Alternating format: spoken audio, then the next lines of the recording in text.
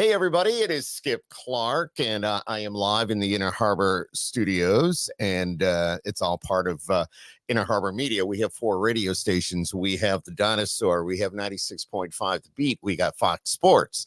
And, of course, you know, I do 92.1 The Wolf. And that gives me an avenue to talk to the gentleman that we're going to be talking to today. His name is Josh Deacons, and he's a independent artist. He is a local boy. He's been to Nashville. He recorded in Nashville. He's now back here. And hey, Josh. Hey, how's it going today? It's going good. It's good to see you, man. It's good to be here. It's great to be here. Is this like the first time you've ever been in our studios? The historic. Yeah, big deal. Years ago I came in for the Thursday night local That's show right, you guys with Taylor. did. Yeah, with Taylor. Yeah, absolutely. And I was in a different room, but me and my lead player TJ came in and we had a great time playing and talking on the air. But that was a while ago. Yeah, that was a while ago. Yeah. Courtney's gone on to much bigger things and all the power to her. But she was always great with those interviews and always hooked up a lot of our local people to get them known, get them on the radio and all that good stuff. But you're doing really well. Tell us a little bit about you. Where are you from? I'm originally from Pulaski, New York, up near the Salmon River. If you know where that is, deep you got into a 4x County. and you have a huge ass plow. Yeah, because if you live up there, a snowblower, a big ass shovel. Everybody's driving something 4-wheel drive. It's not 4-wheel drive. You can't live there. It's like it's beautiful here, but in Pulaski, they're getting snow and maybe like a foot of snow. Oh yeah, the past couple years haven't been that bad. We've been I don't know if it's blessed or cursed because those of us that live in that area learn to thrive in it. Like that's where our economy comes from, man. And ice fishing and snowmobiling, and so a lot of us complained about the light winter. To be honest with you. And talking about all that, do you do all that? You snowmobile? Do you ice fish? Well, you couldn't. There's no way this year you did much ice fishing. No, I didn't get out at all ice fishing this year. Normally I'm a big walleye guy. I like going out. Actually, got one on my hat. But we didn't get. We were gonna do a trip up north. We like to go up to Chameau or even in Canada, and go chase some eyes up there. But we couldn't make it happen this year. A lot of that ice. I mean, a lot of those places that normally have 2-3 foot didn't even get fishable ice on it. So it's pretty. I know it's kind of different. I don't think I've ever seen it like this, but it is definitely different. Walleyes on your Facebook page. I think you're holding a walleye. I think you might have the fam there with you. Yeah. Holding a walleye as your header, which is pretty cool. I know my dad, Oneida Lake, we used to go out for the walleyes. Oh yeah. We do a lot of fishing down in Oneida Lake. Crossroads Auction Center, my family's business, is right on the shore of Oneida Lake. North, south, north, it would be on the north side. Yep. Right across. If you go across the bridge in Burton, head north. Yep. You kind of go a right. Yep, you take a right there. You go by 619. So you go across the bridge, you get off Central Square and take a right on 49. Yeah. My parents lived in Bernards Bay. Oh yeah, so you know all about it. Yeah, so a little bit about it, but so I grew up right there. So I spent a lot of summers fishing Oneida Lake for walleyes. We got the big walleye derby coming up on first weekend in May. They do the big walleye derby. The Salmon River? What about going in and getting some of those? Oh, absolutely. Absolutely, we do that. I had a big boat for quite a few years. I had a 23-footer that we kept right up there on the lake. We'd go chase them in the lake and go troll for salmon and browns and steels and Lakers.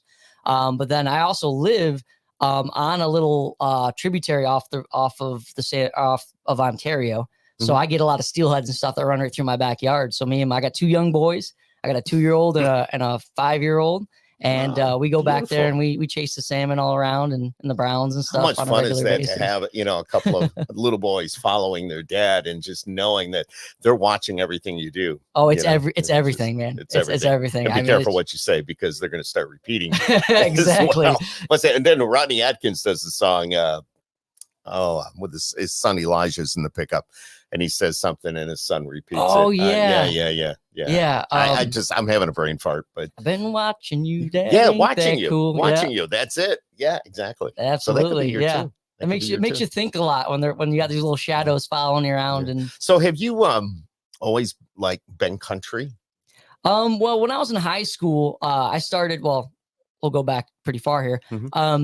I played football for my high school. I'm not a big guy, right? They made me defensive end. That lasted about 3 weeks into the season, and I broke so many bones that it wasn't even funny. Seriously? Oh yeah, absolutely. Oh my gosh. And so I ended up on the couch, and at the time my brother was playing guitar. I didn't play. I was probably about 14, 15 years old. And so I was stuck. So I was, well, I guess I'm going to play guitar, right? So I started playing guitar and never went back to football again. Really? And I started kind of doing what a lot of kids that age would do, a lot of rock, and played a lot of that kind of stuff. Played in a couple church youth groups. Oh, cool. Okay. Actually, when I picked up the guitar on a Monday, by that Saturday, I was playing in a church youth group. How did you learn so fast? I don't know. Someone showed me a couple chords, and by like that Thursday, Friday, they had a guitar player that wasn't there, and they said, "Well, you can play a couple chords." I said, "Yeah, I learned them on Monday." And they said, "Well, do you want to play?" I said, well, "Sure, I guess I'll play." Yeah, that's a great way to learn too. You get thrown right into the fire. Oh yeah, man! I tell you what, my fingers hurt so bad by the end of that little, and by the end of that show, I said, "Boy, I want to do this. This is something I really want to do." And I've always been a country boy. I've always grown up in the country. I've always listened to country. So it didn't take me long to gravitate towards that. And I've been playing it ever since. Love it. I love it. So you've got a band. Is it the Grizzly Ridge Band? Grizzly Ridge Band, yeah. All right. And these are the guys they've been playing with you pretty much right along, correct? Well, I I teamed up with a couple different guys throughout the years. You brush a lot of shoulders when you're in the music industry, and you meet a lot of different people in different walks of life, which is great, and you appreciate that. And actually, really, the Grizzly Ridge Band got established when we opened up for Eli Young. Is kind of how that worked out. I remember that. Yeah, you were. I think you were at that. You were at that show. We did the presents there. Yes, yeah. So it's actually a pretty wild story. If you hear it, but it was right after COVID. COVID kind of was going on, and everything in the music scene changed during COVID. Oh boy, did it! A lot of bands broke up because you hadn't played out in 2 years. You couldn't play out. You were doing at home, live streams or whatever you were doing. I was working in the steelworkers union at the time, and I got stuck on night shift, so I was really off the. I was really buried deep in the world. And so I bumped into the owner of Sharky's, and actually at my family's company. And I said, "Hey, I heard you got Eli Young coming to your event center." And he said, "I do." And I said, "Who do you have opener?" He said, "Well, I don't have anyone right now." I said, "I'm your guy. I'll do it." He's like, "You got a band?" I said, "Absolutely, I have a band." I didn't have a band. No, of course not. But you had a band. I did. I'll get a band. So I made some phone calls, and we had about 2 practices together. By the time we got everybody together to do the show, we practiced twice. By that following, I believe it was a Saturday. We opened up for Eli Young, and I mean, the show it was great. Well, everybody in that show that whole night, whether it was you or Eli Young, everybody clicked. Yeah. And especially for you, just kind of, hey guys, this is what we're doing. We need to learn all this and we need to do it quickly. It all worked out well for you. So yeah. And my drummer, my lead player, they weren't really country guys. They play in a lot of rock bands and stuff. And so, a lot of them, I'm not teaching them how to play the song. They never heard the song before a day in their life. Yeah. But, I think they get it down really quick. And there's a lot of drummers. There's a lot of people, whether it's country or rock, there's a connection there. They feel it's all music, man. It's all music. All music. All music. And so they just feel that vibe and they run with it. And I like it because it gives everything its own flavor. When we play out, when we do a cover, it's hooks are the hooks, and you got to have those or whatever, different licks. But everything always gets its little tweak, and it gets its own flavor from us that I appreciate playing with a lot of these guys. And But we got there and we played. The show was fantastic. But we had a great crowd that night. And packed. I got done and I looked at those guys and said, "You guys want to do this again?" And they said, "Absolutely, absolutely, we want to do this." So I said, "Oh, let's keep going." Did you have the opportunity? Did you play at the Wingfest last year? Yeah, I did play Wingfest last year. That's right. Too. I'm trying to. It's there, but it's not there. But I'm pretty sure Josh did that. So, yeah, that was great. Battle of the Wings, up in the Inner Harbor, right here, right over here across the street. Yeah, and we'll be at Wingfest again this year. Cool. We'll be at on behalf of the Wolf, and I want to make sure you get hooked up and at least talk to some of these people. We got Tiger Lily Gold coming in. We got Neon Union coming in. These are artists that we've had here before in some of our Wolf showcases. So the people here know them, they love them, and to get you connected with them would be pretty cool too. Oh, that would be awesome. Yeah, we'll work on that for you. Cool. So. Yeah, we're playing before Neon Union. Oh, there you go. On that day. Yeah. Oh, yeah, you're gonna love that. What do you know about Neon Union? I checked them out. I listened to their stuff. Their stuff was great. but I don't know them personally. Well, I never really met him. Leo, the bigger of the two, Leo played for Pitbull, traveled with Pitbull, was in his band the whole time. We talk quite often.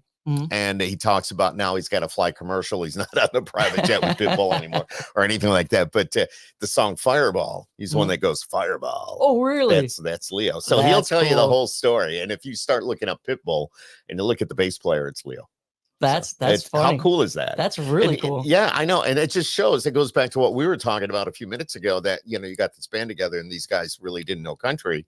Well, Leo didn't either. But now look at that. He's got songs on the radio. It's Neon Union. So it's pretty cool. Yeah, they got good sound and stuff. I was really impressed with what they're putting out. They had a cool vibe. Well, so do you. Oh, thank you. So let's talk about now. You've got a single release party coming up.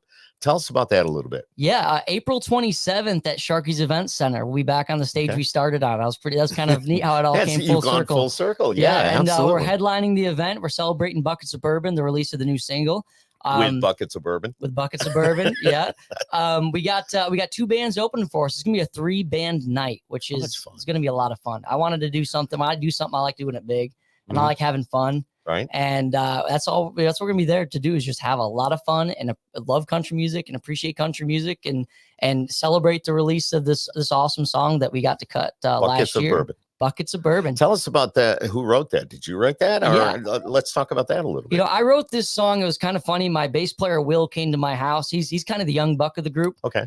He's in his early 20s. And, a lot of us I'm in my early 30s. And so is my other lead player. Still a young buck. My drummer's in his late 60s though. Well, and I tell you what, he can hang a lot better than I can. He puts me under the table. It's the experience. Let me tell you, been there, done that, knows how to handle it. He played Woodstock 69. He played that. Now, I don't know if he would appreciate you talking about his age, but no, I'm right there with him.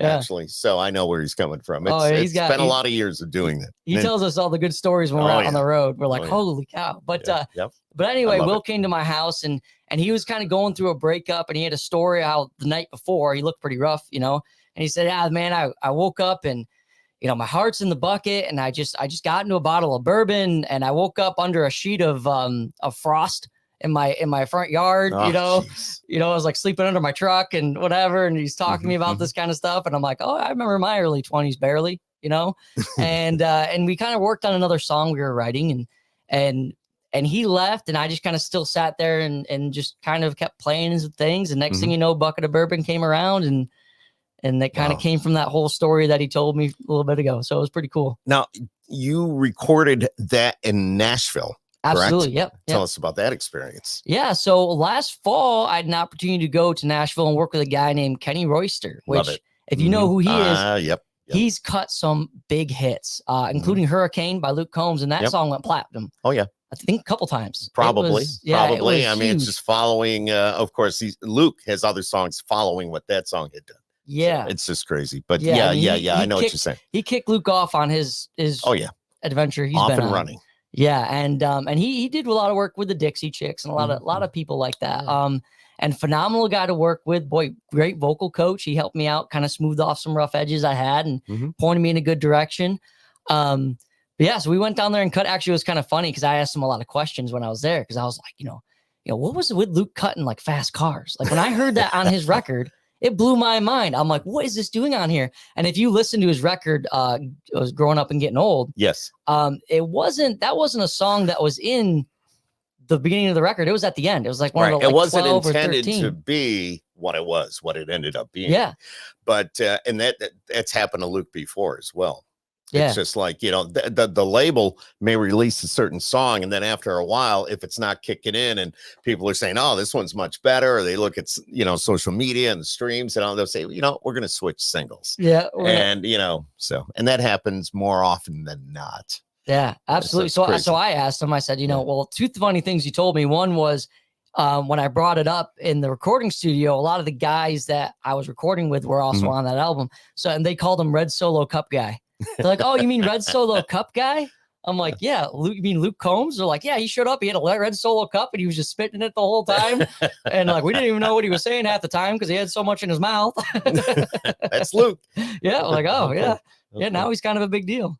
But But yeah, we went down there and cut that. So I asked him about fast cars, and he said, man, he goes, Luke, he goes, even when he was in the studio, you know, before he was anybody, to warm up, that was a song he played. That was what he warmed up to. And that song meant a lot to him. And he played that song. It was always in the set list when he played out, you know, back when he was just a guy playing in local bars like the rest of us. Yep. And it was something that he even a lot of times warms up to today. And so he's just meant a lot to him. So he figured he'd cut it. And I was like, and there you go. There's my answer. Yeah, there it is. So did you feel intimidated at all being in Nashville? You're gonna cut your single, and you're working with, you know, some people that have some background to them, if you know what I mean, that been there, done that. Did you like go, oh my God, I can't believe this is happening? Or how intimidated did you feel, if you did at all? You know, off the get-go, you do feel that way. Yeah. But then after you spend time with you guys, with a lot of these guys, you just realize, man, they put their pants one leg at a time, and we're all in the same boat, and we're all just trying to do our best. And a lot of them are just down-to-earth, realistic guys. I wanted you to say that because that's exactly what I want people to know and people to hear, that with the format that we're in, when it comes to country, they do everything just like you and I do. Yeah, there's really, it's so cool. They'll have a conversation with you. They're just like, hey, I'm just doing my job. Yeah, I'm just cool here to do it. And they are very talented. Yeah. Very talented. Yeah. And you would think they have every right to be different than they are, but they're not. They're who they are, and they appreciate you for who you are. And I walked in there and they treated me like I was somebody really special, like I was a Luke Combs or a Morgan Wallen or whatever. And I really appreciate they know what's going through your mind. You know, this is it. This is a break. This is awesome. You know, you walk in, they were in your shoes once. And they know that, and they realize that, and they're going to focus on that and nothing else, which is cool. I've seen it happen. Yeah. I mean, it was cool. I mean, it is interesting watching, you know, these, you know, very talented and gifted individuals take a song you wrote, tear it apart, and then we all put it back together one piece at a time, and, you know, and build something that's just unique and different, and it's me, and it sounds good, and it gets your point and your passions across to an audience. And it's really cool to watch that all come together. Now we got Buckets of Bourbon, but is that coming off an EP? That's just a single. We released an EP last year. You released the EP last year. Yeah, well, we released an EP last year called Six String Road that had 5 songs on it. I do remember. Yep. Yes. Okay. And I cut that with a place also in Nashville called Beard Music Group, which they did a lot of work with Luke Bryan when he first came out. Yep. Randy Travis spent a lot of time there. Yep. Absolutely. And so they did a lot with that, which it was good. And they were great guys to work with also, but I was excited to work with Kenny on this new stuff. So we released that last spring with my label, Warrant Music. And we released that last spring, and they sent me back down there. I went back down there last fall to cut 2 new singles actually. And we're going to release those as singles. We got Bucket of Bourbon was released on March 15th, and we got another one that's going to be dropping this summer. I love it, man. I love it. Here it is. You know, we got a local boy, Pulaski, or some may call it Pulaski, but it's actually Pulaski. Producer Carol sitting over there. She's from the North Country, so she knows all about this. But if you weren't doing music, what do you think you would be doing?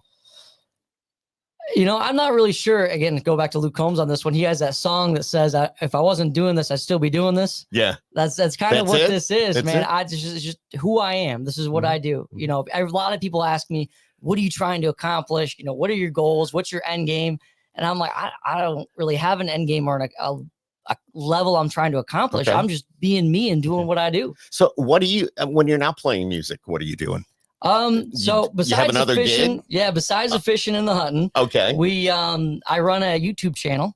Really? And I run a YouTube channel, Crossroads Auction YouTube channel. And I'm on there, most of the time I'm on there weekly. It's through my family's auction center. Okay. Are you an auctioneer? Yes, I am. Give us a little taste of something here. All right. Just a little bit. Just a little bit. Just a little bit.